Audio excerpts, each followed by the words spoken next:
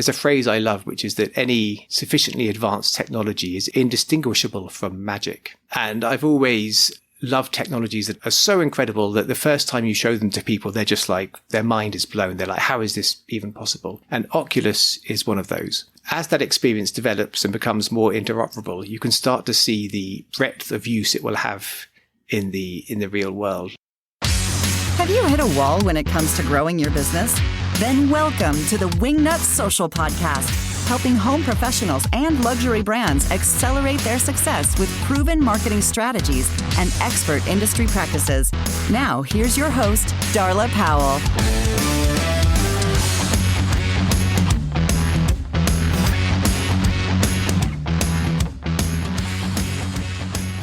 Hey there, welcome to the Wingnut Social podcast. I am your host, the Grand High Poobah of all things at Wingnut Social, and today we are talking about some really geeky and exciting stuff.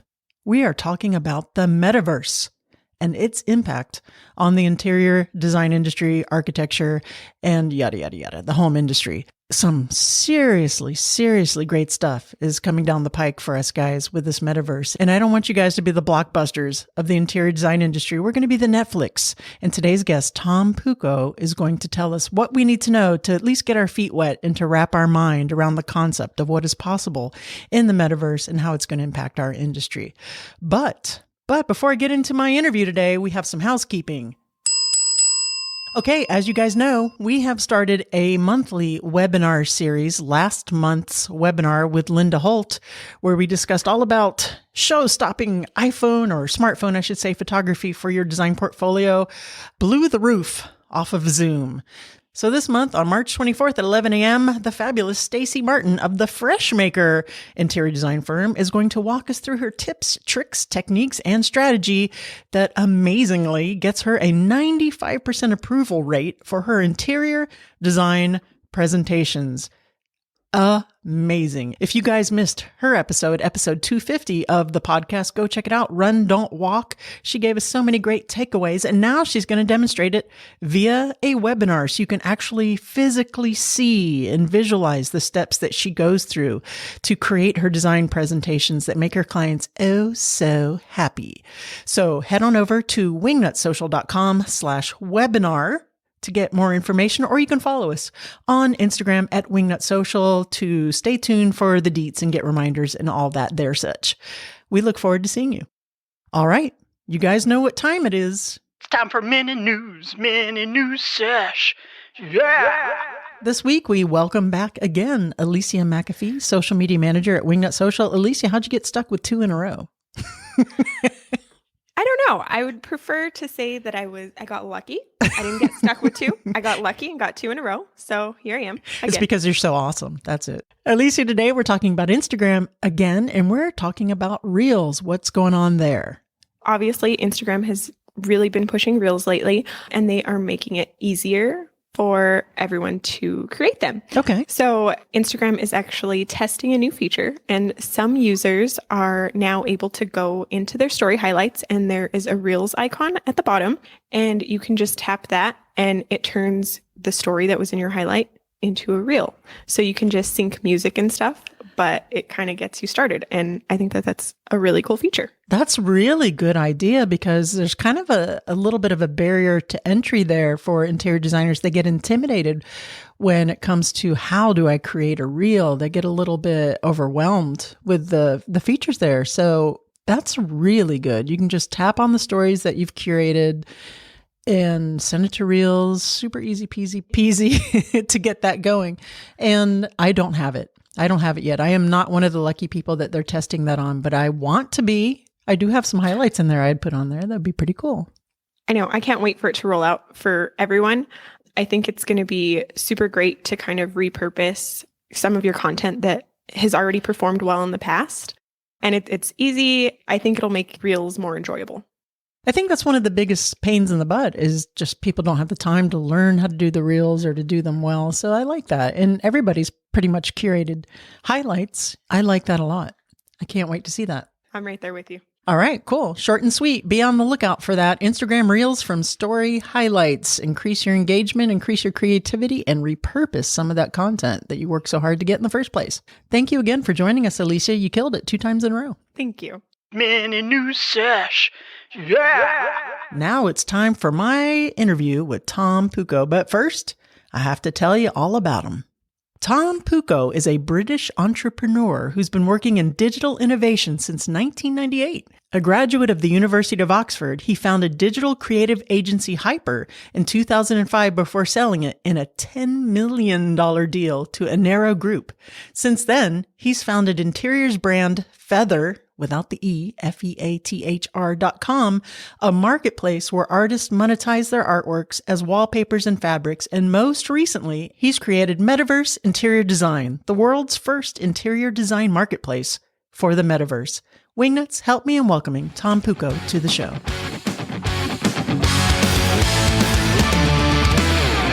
Hey there, Tom Puuko. Welcome to the show. How the hell are you? I'm the hell good. Thanks very much. Yeah. Good to be here today, Darla. The hell good. That sounds like a Viking name. Tom the hell good. It's my middle name. Yeah. In the green room, you were telling me that your name Puuko actually means hunting knife in Finnish. Is that true? Yeah, it's actually a special kind of knife that the Finns used to carry with them. Like when they were kind of working in the woods, you could whittle with it, skin a moose, do everything with it. So that's my surname these days. Of course, you do all those things. Oh, yes, daily. I'm whittling now. Yeah.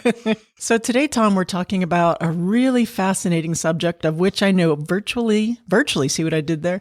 Nothing about. We're talking about the metaverse and how it's going to impact and affect the interior design industry, the architecture industry, what that looks like for designers, architects moving forward in the future. And you have a very firm foothold in this space because of your feather.com Metaverse for interior designers. Tell us a little bit about that before we dive in, because I have a ton of questions and I'll be honest, I don't know what I don't know, but there's designers out there listening who are just chomping at the bit to learn what the future is going to look like for them with this. Well, it's a very exciting time at the moment. I've been working in digital technology, media and culture since 1998. So since the kind of first .com boom days. And I feel kind of more energized now by what is happening because I feel like the next stage of the digital evolution will be something which is much more human and interactive and exciting and expansive. Feather started as a marketplace for artists to monetize their artworks as wallpaper and fabrics. And so we have built up a lot of understanding of how to build marketplaces for the interior design world. And then last year we started thinking about what could that mean in the context of the metaverse? How will that start to change the interior design world and the architecture world? The gap in the market, the opportunity and the need that we started to understand is that interior designers and architects are, like many people, very busy. They're not necessarily particularly tech savvy. Many of them are working in smaller companies, sometimes even sole traders. They lack kind of support teams. So what they would need is a way to take their work into the metaverse as simply as possible.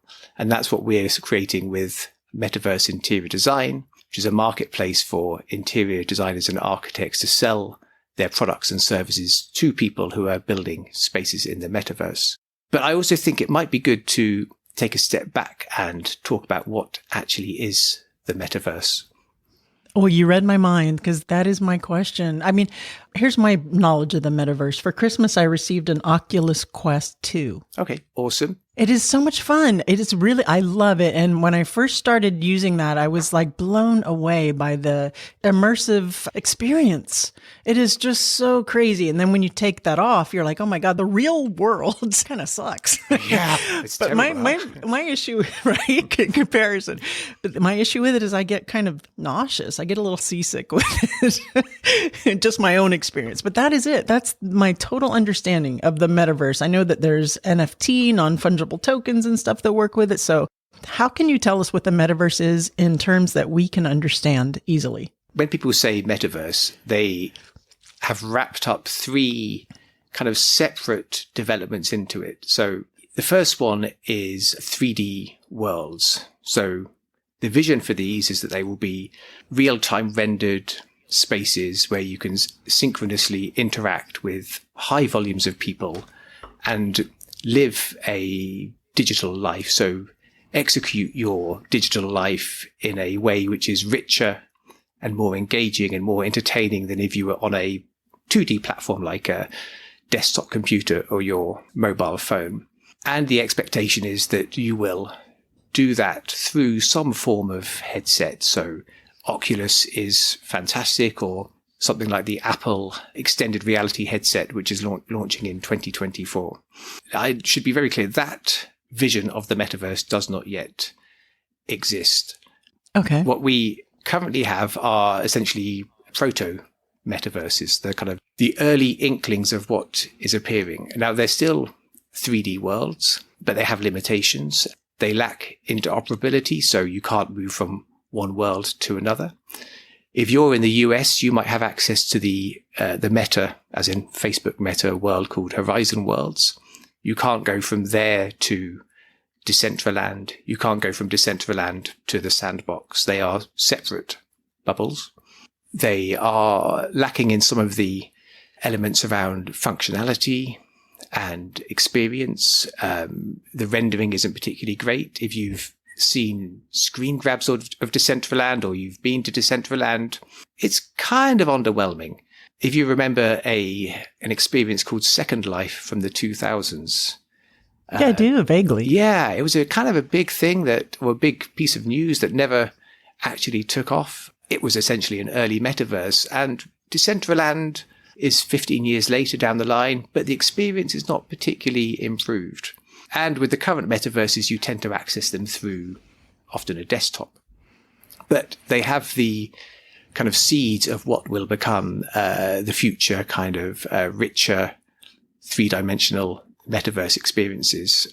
So that's kind of one aspect of the metaverse, which will come on to more what you can do in those worlds from an architecture perspective later on.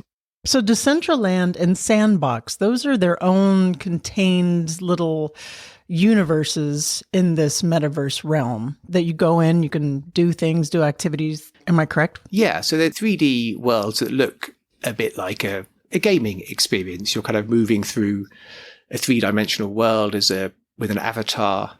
And within these worlds, you can currently do almost all the things you think about in the real world. There's entertainment, casinos, nightclubs, art galleries, but execution isn't yet at the quality where you're kind of lost in them and blown away as you might be if you put on an Oculus Rift. Right. Let me ask you, Tom, what is the point of the metaverse? What's the end game here? Are we headed towards a holodeck experience? Well, I think you nailed it with your reaction to the Oculus Rift for the first time, which is, wow. There's a phrase I love, which is that any sufficiently advanced technology is indistinguishable from magic, which is an Arthur C. Clarke quote. And I've always loved technologies that are so incredible that the first time you show them to people, they're just like, their mind is blown. They're like, how is this even possible? And Oculus is one of those. So as that experience develops and becomes more interoperable, you can start to see the breadth of use it will have in the real world, like for people to live their digital lives. So whether they want to interact with friends, whether they want to have meetings, whether they want to go shopping, everything becomes richer if you can do it in 3 dimensions.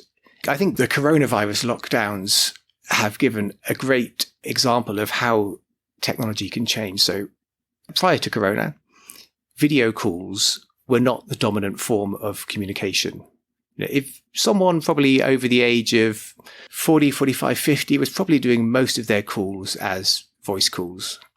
Now, suddenly, everyone video calls all the time. Voice calls are kind of dead. And beforehand, if you'd asked these people, they said, oh, no, I don't need a video call. But you do it, and suddenly you understand the richness of the experience. The same will happen with 3-dimensional interactive metaverse experiences, that people will say, no, I don't need it. And then there'll be a tipping point where suddenly people go, I get the benefit now. It's like real life, and I can do things, and I can interact, I can see human emotion, I can connect more with people, and those will be the real benefits of it. That's a great analogy. Even for the business, for Wingnut Social or for sales calls or meeting calls with it's for me, I have to have video. Phone is the second. And before the pandemic, it was the opposite because I would be too shy to be on video. I didn't but now, I mean, look, my hair's out of place. I don't care anymore. Your hair looks great. Oh, thank you so much. You're so kind. Let's talk about how the metaverse is going to be useful for us as interior designers and architects and creatives in that way. What does it mean for our industry? There's some immediate usages and I think some really long-term, exciting, fundamental changes to how architects and interior designers can work. And I'm actually going to start with the long-term changes first. So far, digital technology has allowed architects, interior designers to, connect with customers, sell more, market themselves. But it's kind of been just a way of kind of like a transactional channel. Where the metaverse becomes so fascinating is that it needs to be built. And it's currently being built. And the people building it are not the right people to build it because they are coders, they are devs. They don't have an understanding of how spaces and subjects interact. They don't have an understanding of how proportions can change a building. They don't have an understanding of color theory. They don't have all of the knowledge that architects and interior designers are trained with. And I was actually on a call yesterday with someone who described a lot of the execution of metaverse spaces as gimmicks. Kind of what they are now. It's a bit like walking down, a teenager's vision of a Las Vegas strip. It's really overblown. It's kind of neon. It's everything dialed up to 11. There's no subtlety to it. The metaverse won't just be about architects or interior designers kind of finding a new way to show things to customers. They'll actually be the people who should be creating the spaces and should be actually designing the spaces. And so it becomes a whole new potential business stream, a whole new revenue stream. And because there's no limitation in terms of the potential volume of the products you can put into the space, suddenly rather than an architect, designing a plan for a single client, which they then, sell their time and that's their business, suddenly they can be making models they can sell multiple versions of. They become content creators. So the whole business model for an architect could potentially change to being more of essentially a brand in themselves who is selling spaces that tens, hundreds of thousands of people might be buying. It's a huge, huge potential change. And the same goes for if you're a product designer who might be a furniture designer who might be selling high-end furniture. Suddenly your audience opens up from being a smaller audience of buyers to a much wider global audience without any of the issues of supply chains, logistics, delivery, all of that kind of stuff. Very good point. That's been a huge issue. Okay, so Tom, just let me walk through my mind. So in the metaverse, I know people are buying, I'm holding my finger up in air quotes, real estate. They're building houses in the metaverse. Would this look like something like for now in the real world, a client will pick up the phone, call my interior design firm to go design their house in the real world? Is this person who's just bought this real estate in the metaverse, who's building a house in the metaverse, going to call the metaverse designer to go in and design their metaverse house with product? Is that, I'm simplifying it, but am I understanding this? Yeah. I mean, it's not a bad simplification. I think the question will be, if you've bought some space in the metaverse, where do you then go to find the talent? And that's what we're actually creating with Metaverse Interior Design, which is the destination to find those services and to buy the products. Now, I doubt it will be a phone call. I think it will be done remotely, but the principle is the same. What skills would an architect and an interior designer need to have in order to take advantage of this opportunity? It's many of the same skills that they already have. I guess the big challenge in moving between real world design and metaverse design is understanding what are the technical limitations of space, which each world has their own set of technical specifications about how 3D models can work.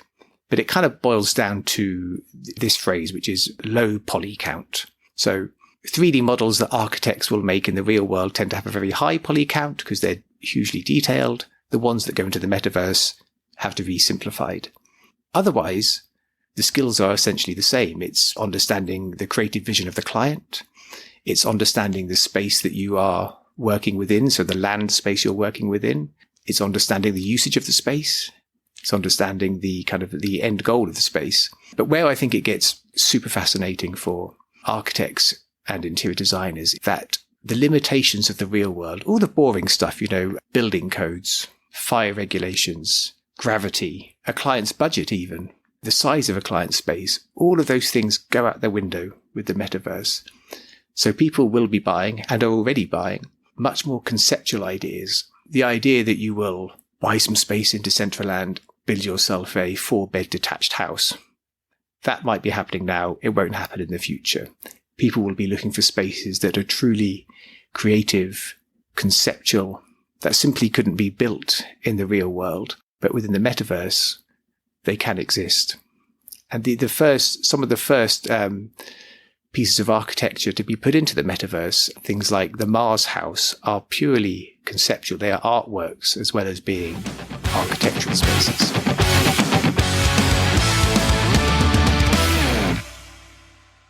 Wingnut Social is now accepting full-service clients for social media management. If you are overwhelmed and don't know what, when, where, or why to post, or even if you're just too damn busy and don't want to spend your precious $300 an hour design time on Facebook and Instagram posting ineffective content, then head on over to wingnutsocial.com.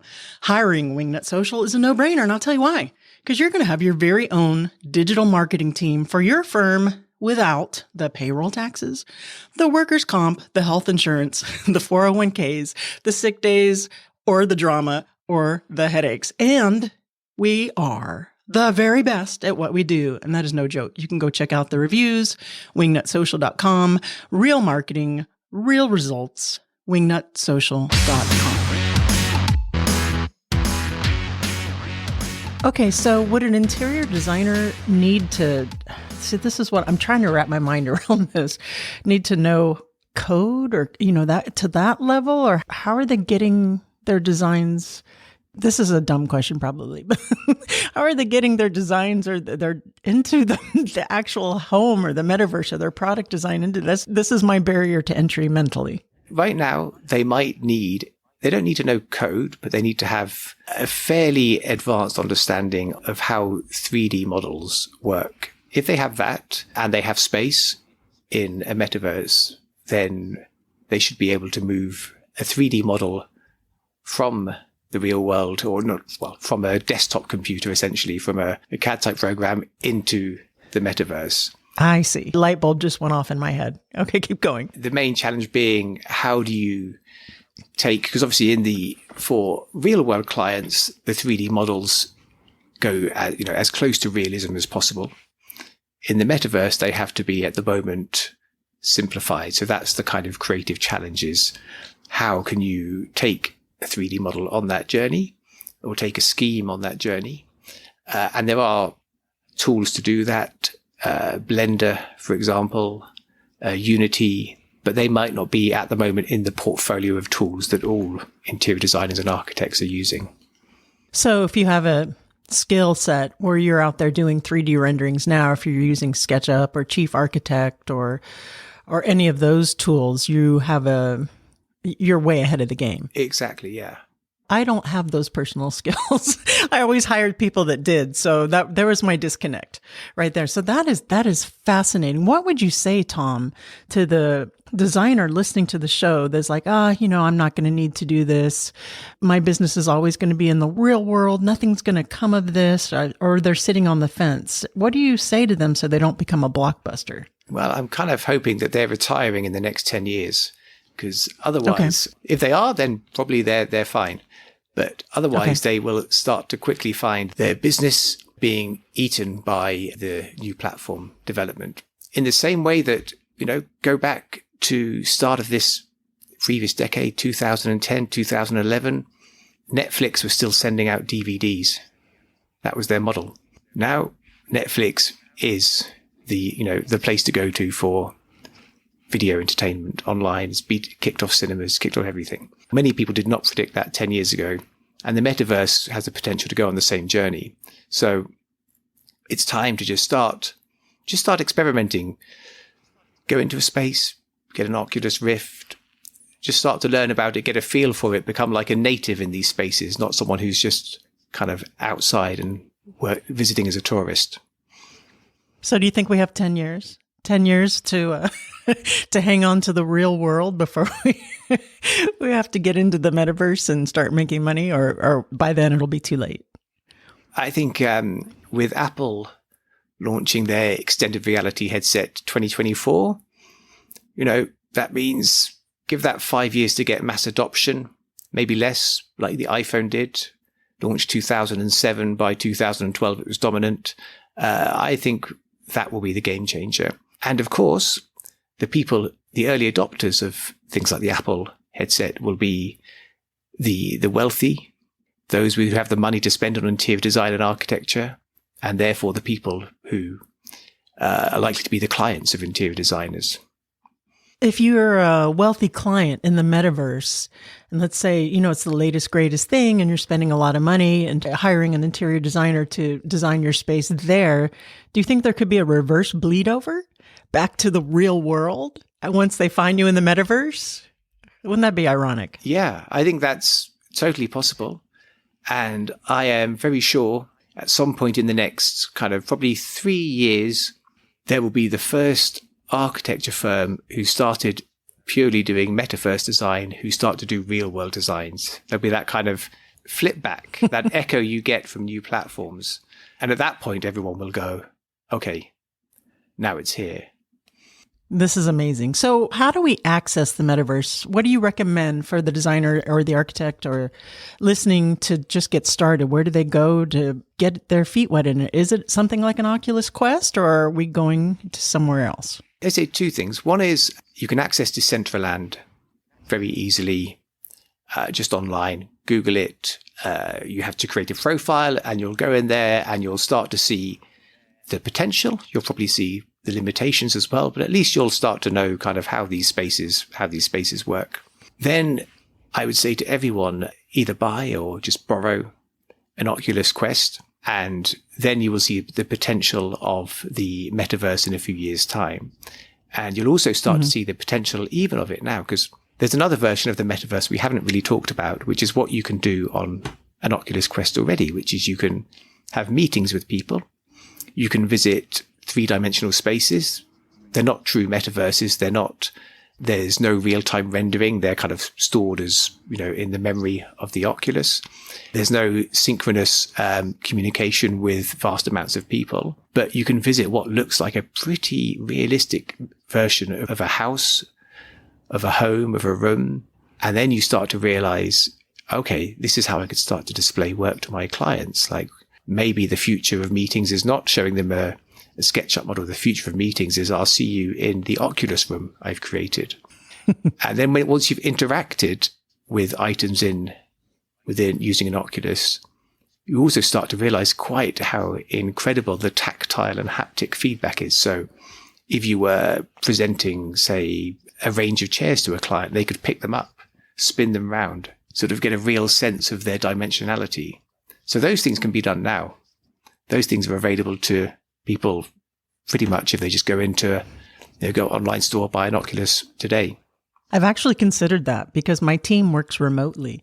And I thought, how fun would it be to have meetings in the metaverse or, using the Oculus? I think that would be super fun. Or I could see that if you're having a consultation with a client or showing them product instead of doing a Zoom meeting or a phone call, that would be super, super fun. But do you have any recommendations for not getting nauseous when using it? Because I love it so much, but I can only do it for so long.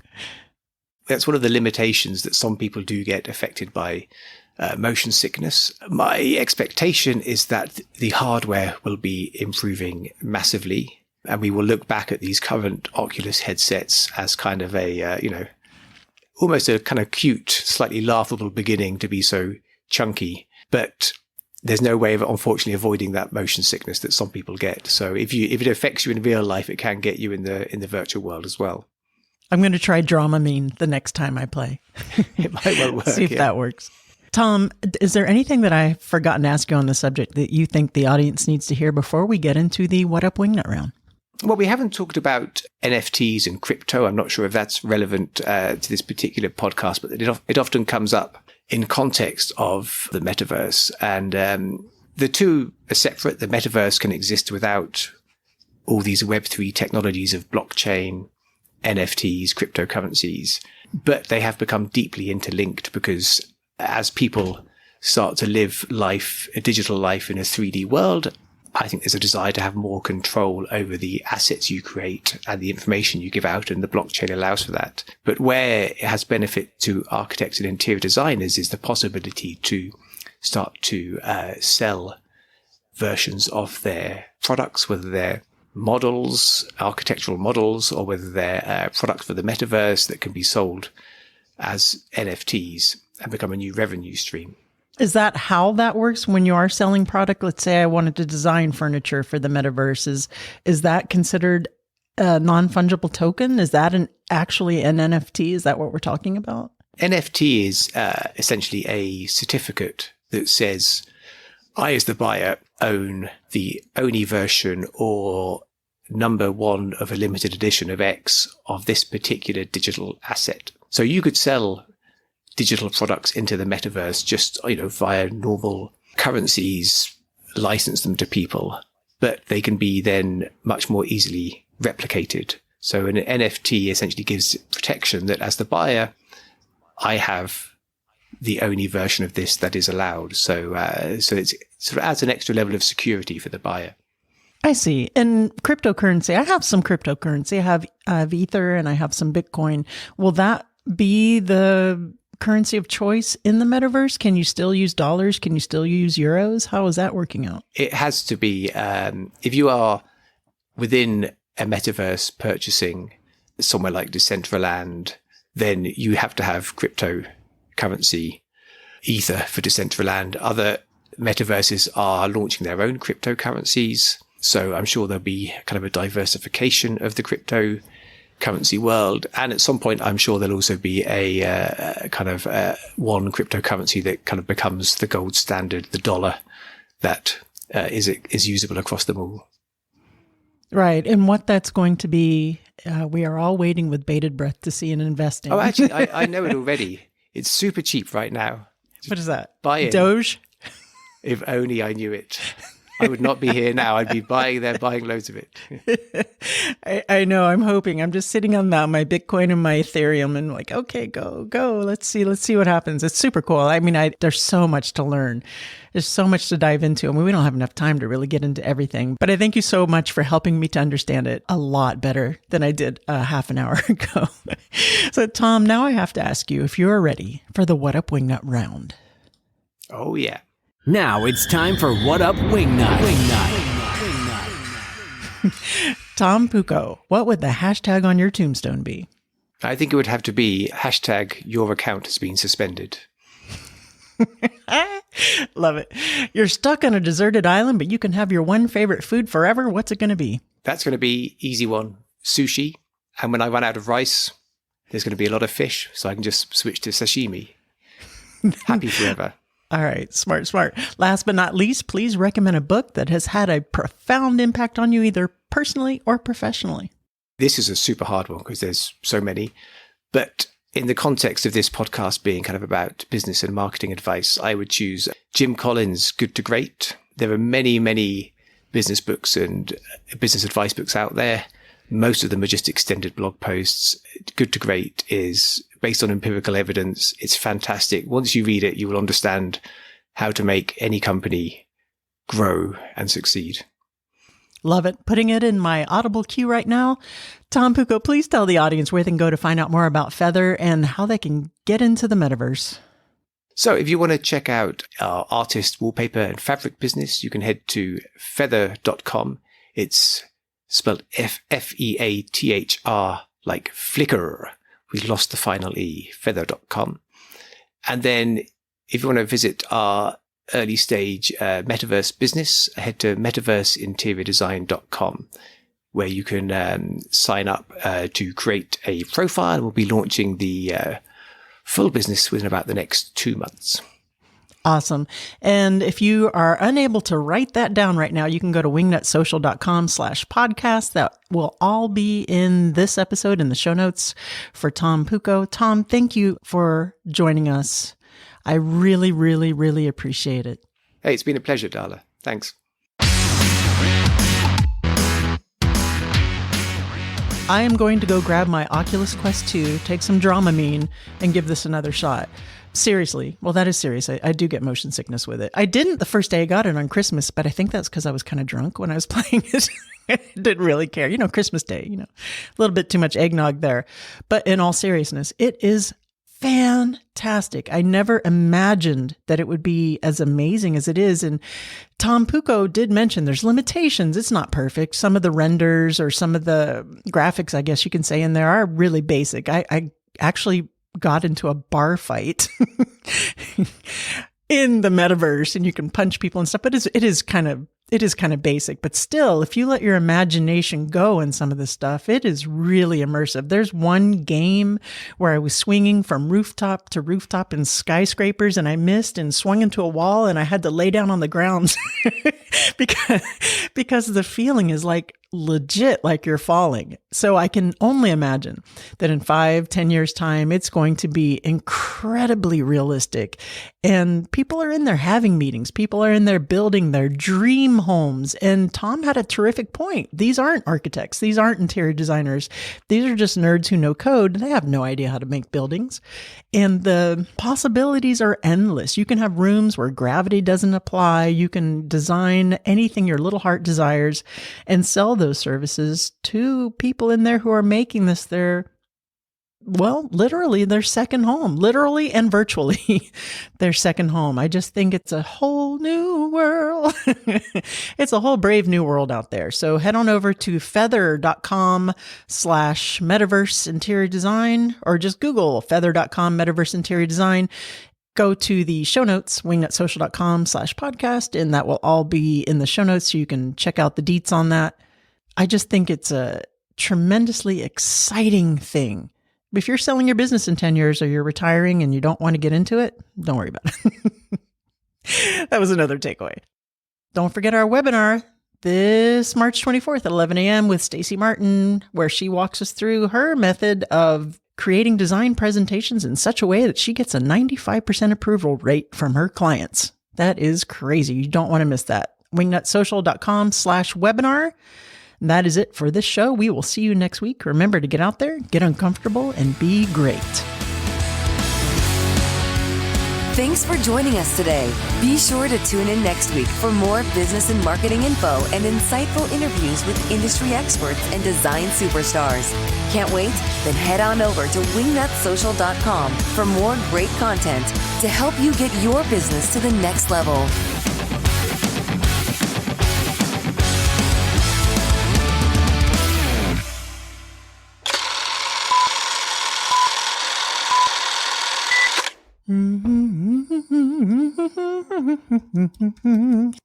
Have you forgotten how crazy I am? Because you're going to get reminded. That's it. If you make any bloopers, are you okay to be in them? Well, let's see what the bloopers are first. I'm not going to sign the blooper contract until I have blooped. It's bad phrasing. Blooper time. Blooper time. Oh, is that permission to use that blooper? You can have that blooper free of charge. That's just an entry-level blooper.